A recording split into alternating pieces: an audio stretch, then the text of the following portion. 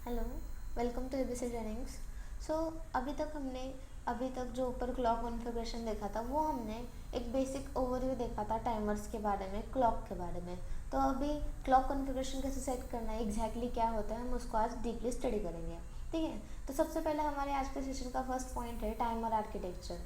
तो ये एग्जैक्टली होता क्या है? A timer, sometimes referred as a counter, is a special piece of hardware inside many micro controllers. मतलब एक स्टॉप वॉच की तरह आप इसको बोल सकते हो माइक्रो कंट्रोलर के अंदर। इसके में काउंटर मोड रहते हैं, जैसे कि टाइमर का काम होता है कि काउंटिंग करना। ये काउंटिंग अप टू 0 1 2 या डाउन में 10 9 8 तक हो सकती है। ठीक है, मतलब आगे भी कंटिन्यूसली चलती रहेगी। और यहाँ पर अभी बीट्स का कैसा वर्क होता है इसके अंदर। तो टाइमर की एक लिमिट होती है जो उसके बीट्स पर डिपेंड करती है। 8 बिट टाइमर या ये मैक्सिमम 255, मतलब 2 रेस टू 8 - 1 तक काउंटिंग कर सकता है। ठीक है।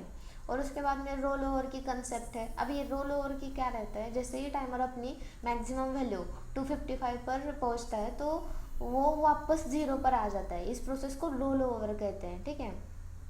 अब नॉर्मली एग्जांपल आप ले सकते हो, जब आप 12 बजे के बाद सोए या फिर 12 बजे के बाद सोए, वापस एक मीन्स वो जो काटा रहते हैं ना अपने वॉच का, वो वापस 1 बजे पर आ जाता है।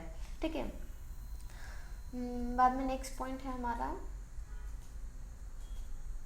अब चूजिंग अ टाइमर। टाइमर को कैसे चूज़ कर सकते हैं हम अपने कंट्रोलर के लिए, कैसे चूज़ करना है, क्या रिक्वायरमेंट रहती है उसकी।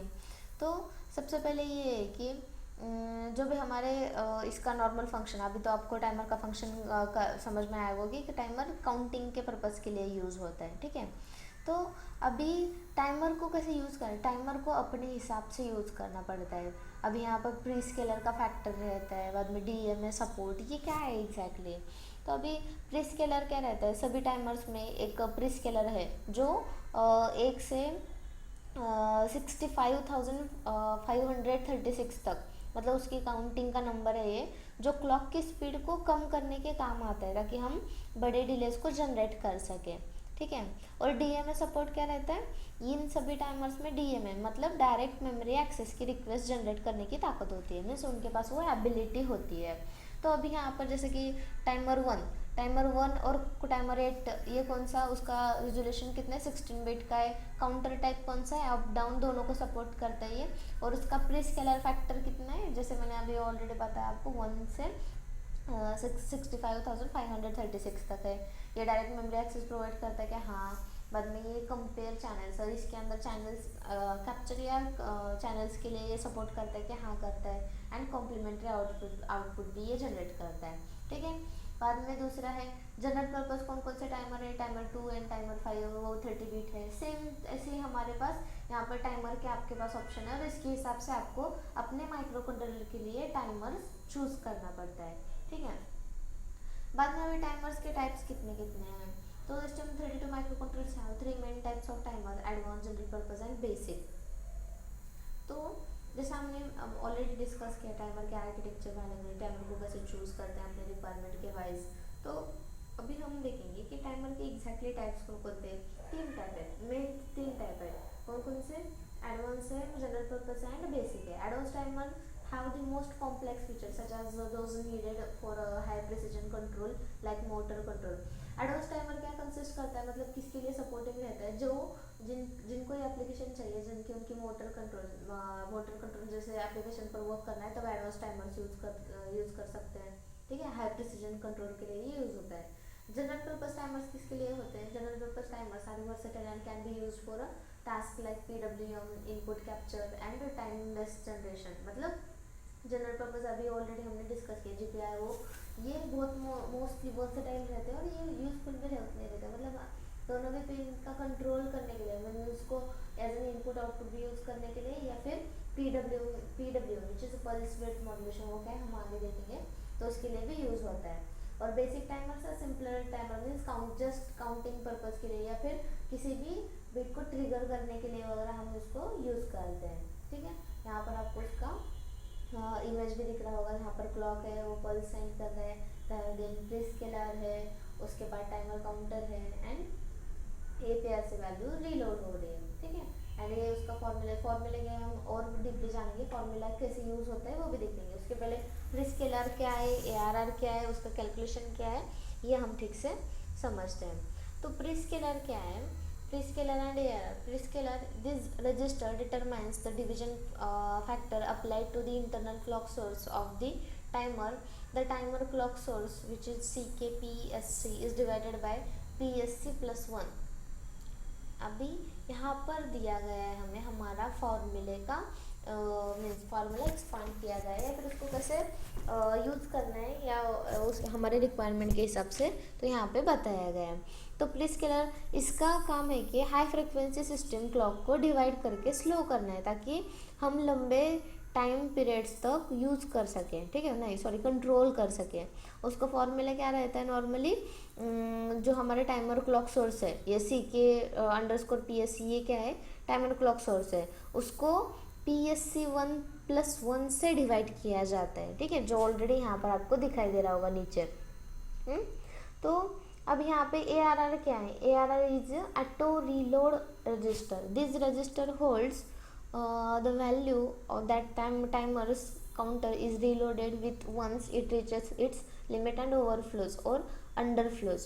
मतलब इसका पर्पज़ ये है कि ये रजिस्टर वो लिमिट डिसाइड करता है जहाँ तक टाइमर काउंट करेगा। जब काउंटर ARR की वैल्यू तक पहुँचता है तो वो रीसेट हो जाता है और प्रोसेस रिपीट होता है। इस पॉइंट पर एक इंटरप्ट भी जनरेट हो सकता है, ठीक है, ये सब चीज़ें होती हैं हमारे ARR में। अभी यहाँ पर है कैलकुलेशन कि उसका कैसे कैलकुलेशन किया जाता है हमारे STM32 के लिए। तो सबसे पहले यहाँ पर एक फॉर्मूला दिख रहा होगा आपको, F_out एंड T_out। तो ये क्या है हमारा, F_out मीन्स आउटपुट फ्रिक्वेंसी है एंड T_out हमारी पीरियड फ्रिक्वेंसी, मतलब पीरियड है हमारा, टाइम पीरियड है उसको बोल सकते हो आप। तो ये आपको यूज़ करना है फॉर्मूला, एंड आपको जब भी आपका कुछ frequency out and frequency output frequency या फिर आपको टाइमर पीरियड फाइंड करना है तो आप ये कैलकुलेशन वहाँ पे कर सकते हो, ठीक है। अब यहाँ पे हाल डिले वर्सेस टाइमर डिले। अब इसमें दोनों में क्या डिफरेंस है एंड ये कैसे वर्क करता है, ठीक है। तो प्रीस्केलर के अंदर ऑलरेडी हमने देखा कि काउंटिंग कैसे की जाती है, काउंटर्स कैसे यूज़ और उसके अंदर इवेंट कैसे सेट किए जाते हैं। अब हम देख रहे हैं कि हाल डिले को कैसे यूज़ किया जाता है। तो हाल डिले काम कैसे करता है, ये सिस्टमेटिक टाइमर यूज़ करके हर 1 माइक्रोसेकंड पर टिक करता है और लूप में तब तक रुकता है जब तक टाइम पूरा ना हो जाए। मीन्स इसका प्रोज एंड कॉन्स तो बहुत ईजी है। तो प्रोज मीन्स बहुत सिंपल है, कोई एक्स्ट्रा सेटअप नहीं है। कॉन्स, ये ब्लॉकिंग डिले है, यानी जब ये चल रहा होता है तो तब CPU कोई और काम नहीं करता, इसकी रेजोल्यूशन सिर्फ मिली सेकेंड्स में ही होती है, ठीक है। And it is best for initialisation peripheral simple software delays where precision isn't critical. सिर्फ शुरुआत में पेरिफेरल्स को इनिशलाइज करने के लिए या ऐसे काम जहाँ प्रिसीजन कंट्रोल होती है वहाँ पर ही इसकी नीड रहती है, ठीक है। और जो टाइम बेस्ड डिले है वहाँ पे उसमें क्या रहता है कि टाइम बेस्ड डिले के का अगर डिफरेंस देखें तो ये नॉन ब्लॉकिंग हो सकता है, मतलब इंटरप्ट्स यूज़ करके इससे हम माइक्रो सेकंड्स तक ही प्रिसीजन पा सकते हैं। और ये किसके लिए बेस्ट है, तो रियल टाइम टास्क और मल्टीटास्किंग के लिए, ठीक है। बाद में है हमारा अभी PWM का। अब PWM क्या है, तो PWM हमारा पल्स विथ मॉड्यूलेशन है। ये कैसे काम करता है, तो एक डिजिटल पिन को बहुत तेज़ी से ऑन ऑफ करके, ठीक है, मतलब नॉर्मली ड्यूटी साइकिल के बारे में बात करें तो ये सबसे मेन टर्म है। इसका मतलब ये है कि एक फिक्स टाइम पीरियड में सिग्नल कितनी देर तक ऑन रहता है ये उसको डिसाइड करना। अगर 50% ड्यूटी साइकिल आधे समय ऑन और आधे समय ऑफ रहेगी, 10% ड्यूटी साइकिल मतलब ये LED बहुत डिम रहेगा और क्योंकि वो ज़्यादा समय तक ही ऑफ ही रहेगा, मतलब जितनी % आपकी एक्स्ट्रा ड्यूटी साइकिल रहेगी तब तक आपका जो LED है वो तब तक ऑन रहेगा और जितनी कम रहेगी तब तक आपका LED उतना ही डिम रहेगा और ऑफ रहेगा, ठीक है। और इसका पर्पज़ क्या है कि ये एलईडी ब्राइटनेस कंट्रोल के लिए यूज़ होता है, मोटर स्पीड कंट्रोल के लिए यूज़ होता है, और सर्वो मोटर्स की पोजिशनिंग के लिए यूज़ होता है। ठीक है, और अभी STM32 में हम कैसे उसको यूज़ करते हैं, कैसे जनरेट कर सकते हैं और उसको क्यों करना चाहिए, अभी यहाँ पर हम देखेंगे। STM32 में PWM generation manually toggling pins नहीं किया जाता, बल्कि हार्डवेयर टाइमर्स इससे ऑटोमेटिकली करते हैं। इससे फ़ायदा ये होता है कि CPU फ्री हो जाता है और दूसरे काम करने के लिए, मतलब दूसरा कोई भी काम कर सकता है। हम अभी इसको कैसे सेट करना है और कैसे रीसेट करना है, ये सब चीज़ें हम अभी देखेंगे धीरे धीरे। ठीक है, तो इसके लिए आपको जाना है आपके कंट्रोलर में। ठीक है, हम यहाँ पर ऑलरेडी हमारा जो क्रिएटेड है, तो हम जाएंगे उसके ऊपर डेमो एलईडी प्रोजेक्ट के अंदर। तो कैसे किया जाता है, तो यहाँ पे आपको सिस्टम कोर के ऊपर यहाँ पर एनालॉग है, टाइमर्स है, तो यहाँ पर टाइमर 1 2 आपको जो टाइमर सेट करना है आपसे, यहाँ पर अभी मैंने टाइमर सेट नहीं किया है, अभी यहाँ पे सभी टाइमर जो है वो डिसेबल है। आपको आपके टाइमर आपके हिसाब से चूज़ करना है, जो हमने ऊपर टेबल देखा था उसके हिसाब से, एंड उसके बाद आपको जो टाइमर यूज़ करना है आप उसको इनेबल कर सकते हो। ठीक है, तो हमें क्या करना है, तो क्लॉक कॉन्फ़िगरेशन सेट करना पड़ता है पहले। तो क्लॉक कॉन्फ़िगरेशन मीन्स यहाँ पर मतलब जो हमारा HCL के मतलब हमें यहाँ पर अगर सेट नहीं होगा तो सबसे पहले हमें यहाँ पर सेट करना पड़ेगा। ये क्या है, हाई क्लॉक स्पीड रहता है, ये आप कैसे इनेबल कर सकते हो, यहाँ पिन आउट कॉन्फ़िगरेशन के ऊपर क्लिक करना है, फिर से सिस्टम कोर के ऊपर जब क्लिक करोगे आप यहाँ पे, तो यहाँ पर है RCC। तो आपको जो हाई स्पीड क्लॉक HSC है उसको क्रिस्टल सेरामिक रेजोनेटर के ऊपर सेट करना है। एंड देन इसका मतलब क्या है रहेगा कि सिस्टम क्लॉक को मैक्सिमम फ्रिक्वेंसी मतलब 72 मेगाहर्ट्ज पर सेट किया जा सकता है, ताकि टाइमर्स को वही सही स्पीड मिले।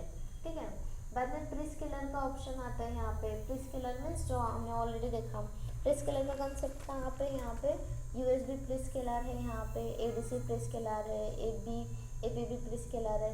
अब ये प्रीस्केलर क्या रहते हैं यहाँ पे, तो क्लॉक को स्लो करने के लिए यूज़ किया जाता है। बाद में है काउंटर पीरियड है, ARR। अभी ये सेट करना कि आप अपने पर है, ये कितना सेट करते हो प्रीस्केलर। यहाँ पर 1 है, आप जितना बड़ा हो गया आप उतने हिसाब से वो क्या होगा, स्लो हो जाएगा। ठीक है, बाद में है हमारा टाइमर सेटअप। अगर टाइमर सेटअप की बात करें तो हम जैसे कि यहाँ पर टाइमर 2 कैसा हमने यहाँ पर देखा था वी नोट कॉन्फ़िगरेशन में, टाइमर्स के ऊपर टाइमर 2 को हम सेट कर सकते हैं। यहाँ से हम यूज़ करेंगे टाइमर 2 को, और उसका चैनल जो भी है हमारे चैनल सिलेक्ट करना है, PWM जनरेशन मोड में सेट करना है। मतलब अभी यहाँ से कोई भी चैनल सेट कर, यहाँ देखो आपको, अब अगर आप किसी भी चैनल पर क्लिक करोगे तो यहाँ पे PWM जनरेशन नो आउटपुट है, PWM जनरेशन चैनल 1, तो हमें यहाँ पर उसको ऐसे सेट करना है। आप ऐसे स्क्रॉल करोगे तो यहाँ पर आपको दिखाएगा। ठीक है, तो जैसे ही सेट हो जाएगा तो आप यहाँ पर ऊपर नीचे देख सकते हो, तो हमारा जो चैनल है वो जो है हमारा PWM जनरेशन पर सेट हो चुका है ऑलरेडी। ठीक है, तो लाइक दिस हम हमारे किसी भी कंट्रोलर के अंदर PWM को सेट कर सकते हैं, हमारे प्रीस्केलर को सेट कर सकते हैं। अभी हमने जैसे टाइमर को सेट किया, टाइमर 2 के हमने फर्स्ट चैनल के अंदर PWM जनरेशन चैनल 1 को सेट किया था। तो जैसे ही सेट किया तो हमारा प्रीस्केलर 16 बिट से काउंटर मोड कौन सा अप सेट हो चुका है, काउंटर पीरियड यहाँ पर आपको दिख रहा है, इंटरनल क्लॉक डिवीजन ऑफ है, मतलब नो डिवीजन ही नहीं है। ठीक है, ट्रिगर इवेंट सिलेक्शन रीसेट पर है, ये सब आपको। और हमारे PWM जनरेशन चैनल 1 का मोड कौन सा है, PWM मोड 1। ठीक है, बाकी आउटपुट कंपेयर पीरियड इनेबल है, फास्ट मोड डिसेबल है, and CH polarity mean channel polarity ये हाई रहेगी। ठीक है, तो ऐसे ही हम हमारे PWM को सेट कर सकते हैं हमारे किसी भी माइक्रो कंट्रोलर के अंदर। ठीक है, थैंक यू।